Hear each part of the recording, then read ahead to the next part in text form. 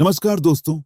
आप सभी को ज्ञात होगा कि श्री राम, लक्ष्मण, भरत और शत्रुघ्न राजा दशरथ के पुत्र थे। इनके साथ ही राजा दशरथ और रानी कौशल्या की शांता नाम की एक कन्या भी थी। शांता उनकी पहली संतान थी, अर्थात वह प्रभु श्री राम, लक्ष्मण, भरत और शत्रुघ्न इनकी बहन थी। शांति और सद्भाव का प्रतीक थी। रानी कौशल्या की एक बड़ी बहन थी, उनका नाम वर्षिणी था। शांता को रानी वर्षिणी और उनके पति अंगदेश के राजा रोमपाद इन्होंने गोद लिया था। एक दिन राजा रोमपाद अपनी कन्या शांता के साथ बातचीत करने में व्यस्त थे।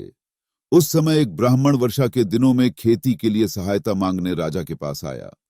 रोमपाद ने ब्राह्मण की दुर्दशा पर ध्यान नहीं दिया। इससे ब्राह्मण नाराज हो गया और उसने राज्य छोड़ दिया। वह ब्राह्मण देवराज इंद्र का भक्त था। देवराज इंद्र अपने भक्त का अपमान सहन नहीं कर पाए। इसका दंड देने के लिए वर्षा ऋतु में अत्यंत कम वर्षा हुई, जिसके कारण राज्य में सूखा पड़ा।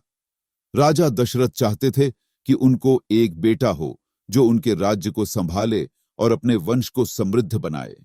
उन्हें एक सद्गृहस्थ ने बताया कि दोनों राज्यों पर आए इस संकट को केवल किसी ब्राह्मण की शक्तियों से ही समाप्त किया जा सकता है। उस ब्राह्मण ने नियमों का पूर्ण शुद्धता के साथ पालन करना आवश्यक है।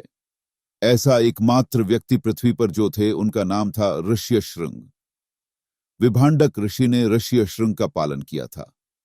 दोनों राज्यों के हित के लिए ऋष्यशृंग को लाना और यज्ञ के लिए मनाना आवश्यक था। विभांडक ऋषि की शक्ति अधिक थी और वे बहुत क्रोधी थे।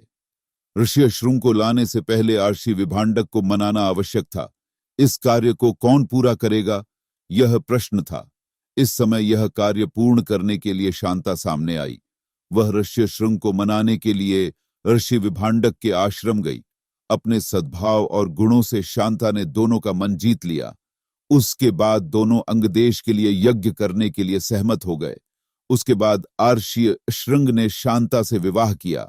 ऋषि अशृंग और शांता ने धार्मिकता का पालन करते हुए यज्ञ किया। यज्ञ के मंत्र के उच्चारण से भारी बारिश हुई। जनता आनंदित हो गई और अंगराज्य में उत्सव हुए। दशरथ को संतान प्राप्त हो, इसलिए ऋषि अशृंग ने पुत्र का मेष्टि यज्ञ किया। इस यज्ञ के परिणाम स्वरूप राम, लक्ष्मण, भरत और शत्रुघ्न का जन्म हुआ। मुझे उम्मीद है कि आपको यह टॉपिक जरूर पसंद आएगा। यदि आप नए हैं तो कृपया चैनल को सब्सक्राइब करें। धन्यवाद।